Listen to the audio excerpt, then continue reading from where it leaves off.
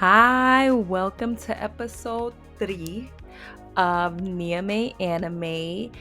And okay, so boom, it's technically 4, but what happened was I have a hidden episode on my page that only I can see because of copyright infringement. I recorded it before your girl knew about copyright infringements, baby. But I know about them now, so my editing skills be on point. I'm telling you, I'm so proud of myself. Clearly. But this is episode 3. I'm trying to get to a point where I'm doing 2 episodes a week. I'm not there yet. Right now I'm at 1. You can only squeeze 1 out of me.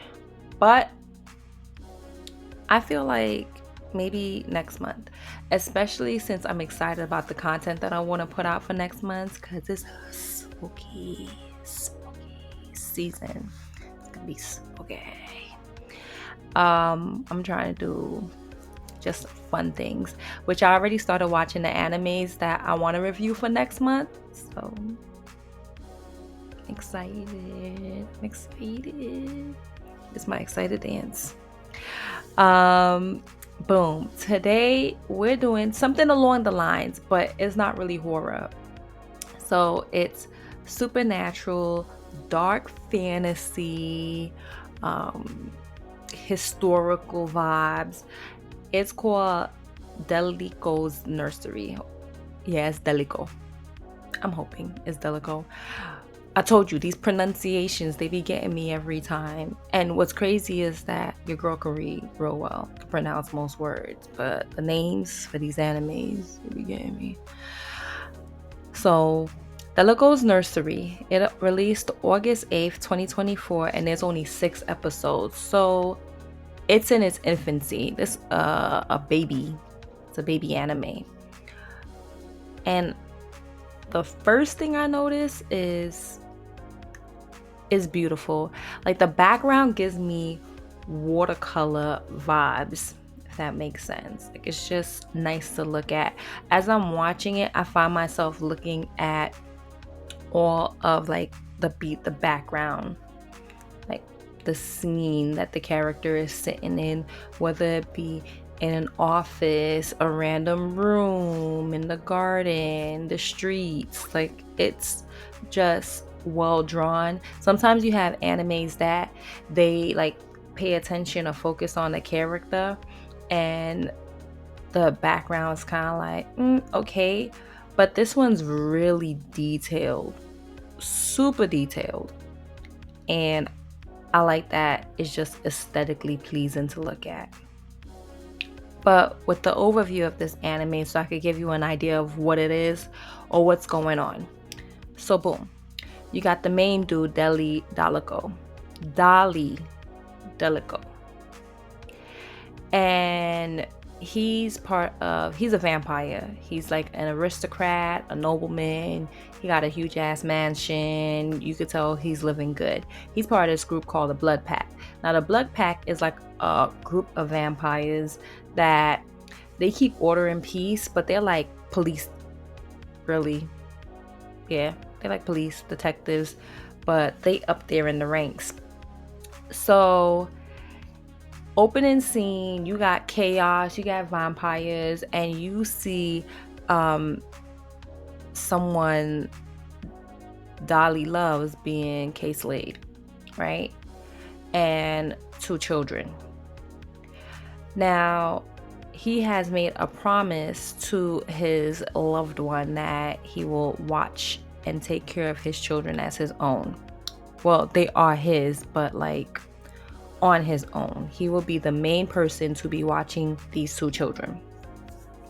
Boom. Now, you meet Dolly, then you meet Dino. He got like long gray hair. You meet Henrique. He has like red hair. And you meet Gerhard. He's like blonde haired, like a very pretty man. I thought Gerhard was a woman at first, I'm not gonna lie, which sometimes it be like doing that line of woman, man, pretty, not pretty. Like it be all over the place. So I don't be making no assumptions when I first meet the characters, even though I just said I thought it was a woman at first. Instant contradiction. But I don't be set in what I think they are. I'd be like, oh, that might be a man, that might be a woman. I don't know. Let's see, you know? So, boom. Gerhard, Dino, Henry go to Dolly's house because he refuses to go to work. They're like, what is going on? We have murders happening, serial murders at that, of several different other vampires. They keep talking about Trump, which is like true vampire. This joint flashed so much. I was about to be like, are they trying to get me to vote Trump? Like, what's happening here? So they're like, we need him. He's like our lead investigator. He's the best. Why won't he come back to work? Like, bruh, job abandonment. No call, no shows. What's going on? So boom, they go to his house to drag his ass back to work, and they see him playing with one son, well, chasing behind one son, and the other baby is crying because he got an infant and he got a toddler. And they're like, what are you doing? Are you child rearing? How disgusting for you to be a father. You're rich. You don't got help? Where is the help? And he's like, I'm child rearing. That's more important than these serial murders. There's serial murders that's going around. That's what I'm gonna do. I'm gonna be watching my children. And they're like, we need you to come to work. This is unacceptable. Your parental leave, yeah, that paternity leave, sir, it's done. You're done. You took enough time. We need you back to work. And he's like, I can do both. I can work and I can watch my kids. Now, mind you, Dino got a son. Henrique got twin daughters. Gerhard has a son. And they're like, we don't watch our own kids. We don't do that. That's below us. I got money. I don't need to watch my own children. How dare you? And he's like, all right, boom. We got a little deal going on. You want me to come back to work, and I want to watch my kids.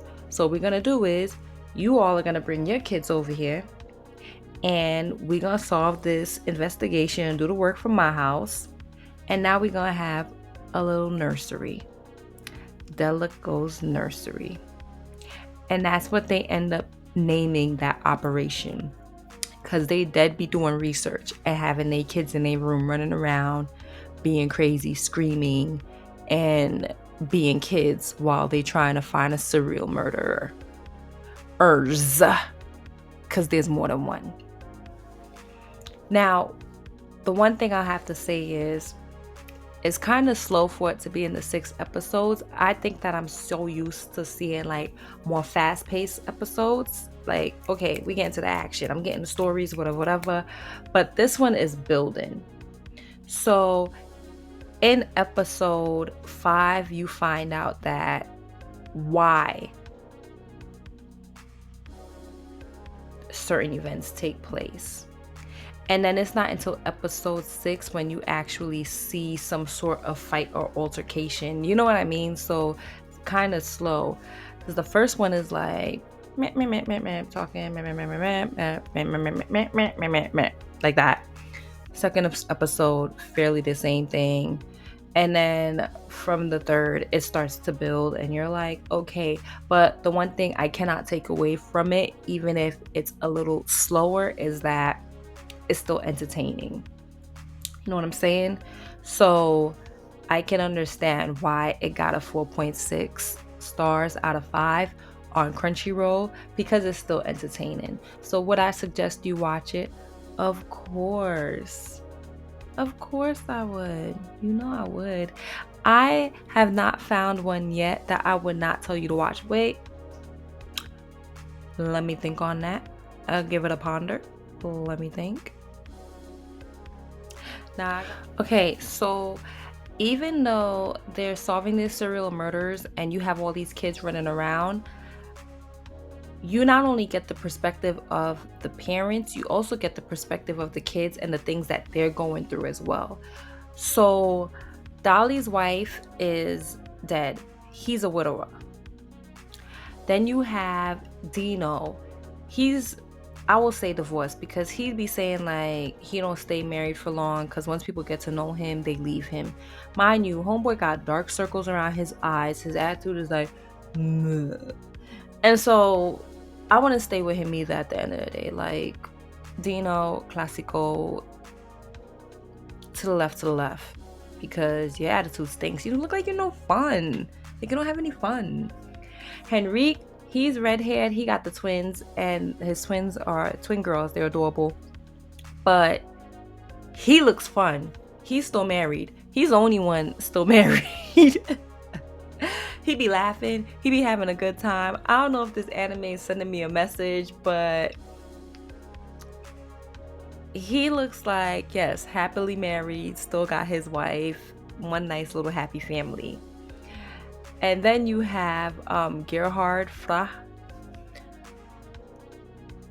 I don't know what's his situation. They haven't talked about his wife, or maybe I missed it, but I was paying attention. And so he also has a son, but I don't know what's going on with his situation. Like, sir, are you dating? You got a Tinder, a Plenty of Fish, a Hinge? Like, what's going on with you, Mr. Single Father? But they all at the end of the day got money. Going back to what I was saying though, you get the perspective of the children and the challenges that they face dealing with their parents. So you have Dino's son, Theodore. Yeah, Theodore Classico. He's like, how can I say this?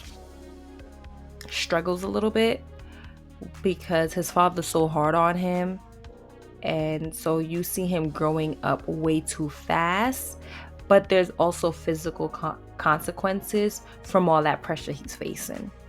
The twins, Henrique, super fun dad, they happy.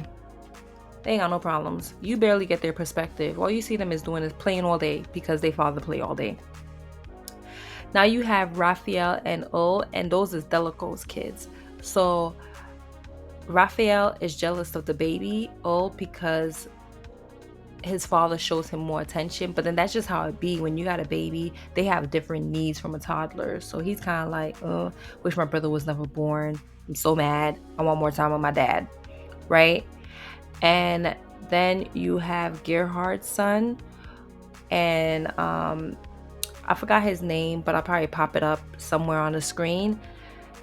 He don't get attention like that, and he's like, he cries often, but he just want his father's attention. You could tell, like, he's just like will you play with me? Will you read me a bedtime story?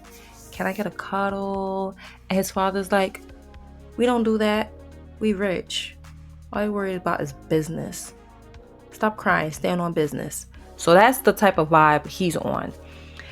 But you get to see them going through all of this. So you have the kids' perspective, the murders happening, the fathers dealing with solving murders, but also raising their children at the same time. So there's a lot of complexity there. And so you'll find interesting conversations happening throughout the anime on just all of these topics. And a lot of it really relatable. I'm like, oh, it's relatable. Yeah, I'm enjoying this. Yeah, I am. So, yeah, I mean, give it a try. You know, I wouldn't steer you wrong.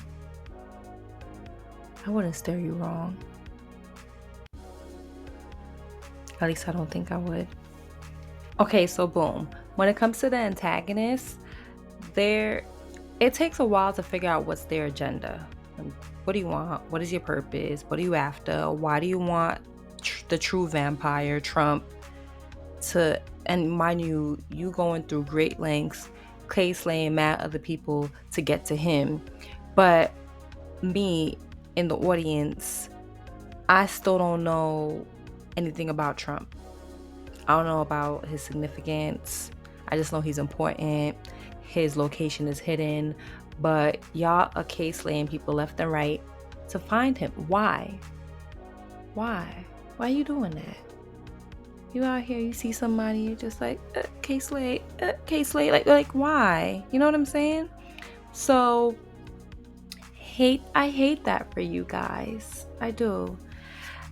What I think is interesting, like the characters in that group, they don't really stand out to me, but the only one who does is the one that looks like a little girl.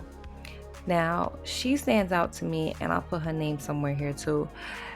She stands out to me because of, she reminds me of Kirsten Dunst in an interview with the vampire, the one where she stars with Tom Cruise and Brad Pitt. I feel like a lot of animes have been inserting like a childlike vampire that's a girl, and that might be its inspiration. Because every time I see it, I remember Interview with the Vampire, which is a great movie, by the way. I really like that. I really like that movie. But yeah, the antagonists, they have history with Dolly though. They're the ones that are responsible for his wife's death, and even then, that takes a while for you to learn. You don't learn it till the 6th episode, where Dolly really goes into explaining all the things that led up to her being just case laid by Gerhard, which is like, ugh, case laid my wife. Now I gotta work with you. Awkward. So I realized that I thought I recorded the end of the video and I didn't. So wild.